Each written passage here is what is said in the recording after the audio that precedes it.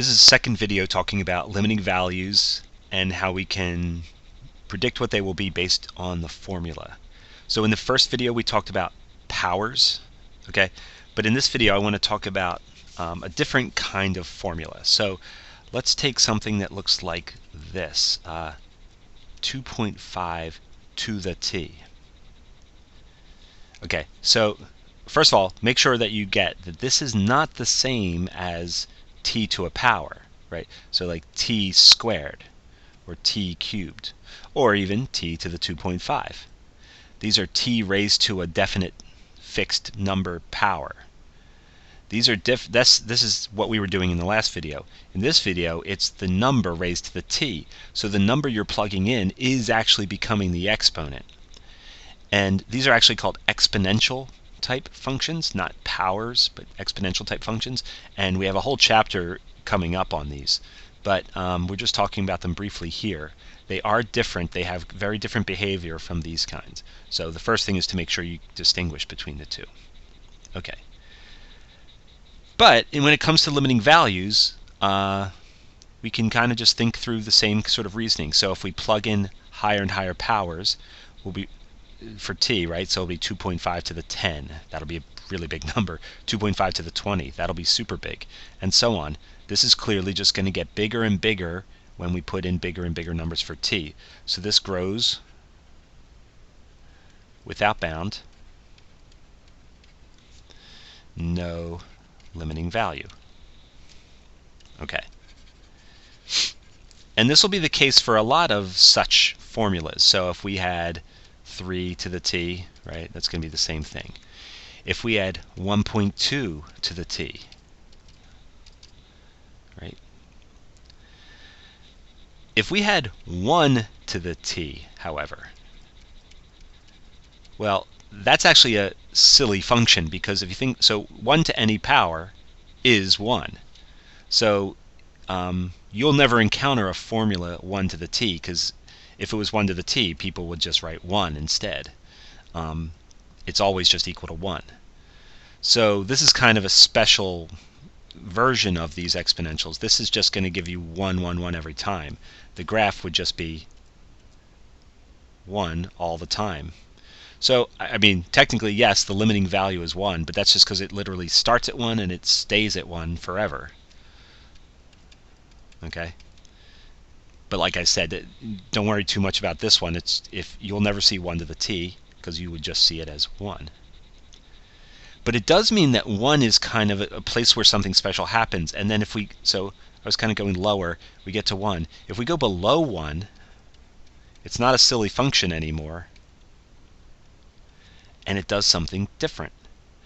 So 0.8 raised to a power, so 0.8 squared, 0.8 cubed, 0.8 to the 5th, 0.8 to the 10th.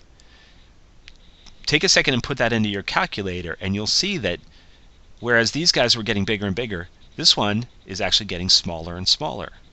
0.8 to higher and higher powers results in lower and lower answers. There are still going to be positive, but they're going to be smaller and smaller. And so actually it's getting closer and closer to 0. The limiting value here is 0. And that'll be the case for any number raised to t if the number is less than 1. They all have a limit of 0. They all just get smaller and smaller and approach 0. Even 0.999 to the t. It'll take a little bit longer to get there, but it'll get smaller and smaller and go to 0. But again, 1 to the t will just stay at 1. And if it's bigger than 1 to the t, it goes up. It grows, grows, grows, actually very fast, in fact. Okay. So this can maybe be in a bigger function. So maybe we have something like this. This is an example from the book.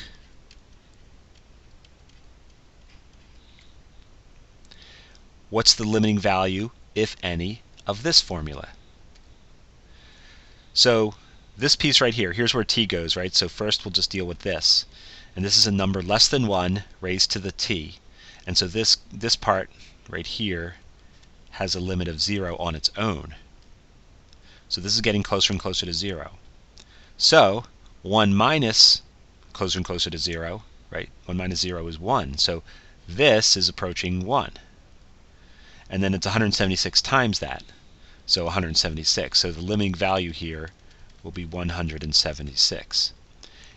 This formula, when you put in bigger and bigger values, will get closer and closer to 176. And again, you can verify that by putting it in your calculator, looking at a table, graphing it, whatever. Okay, how about something like this? Again, and this is actually another example from the book.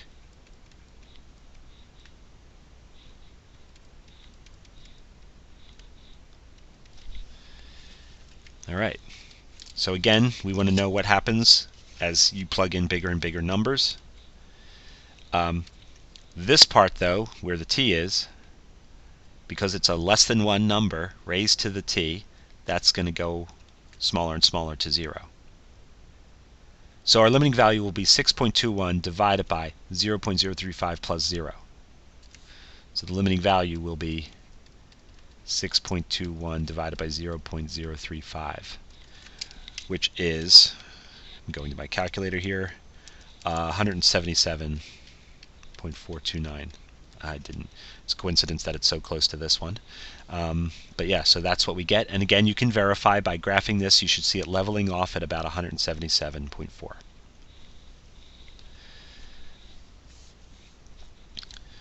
Okay, so this is how you deal with these exponentials.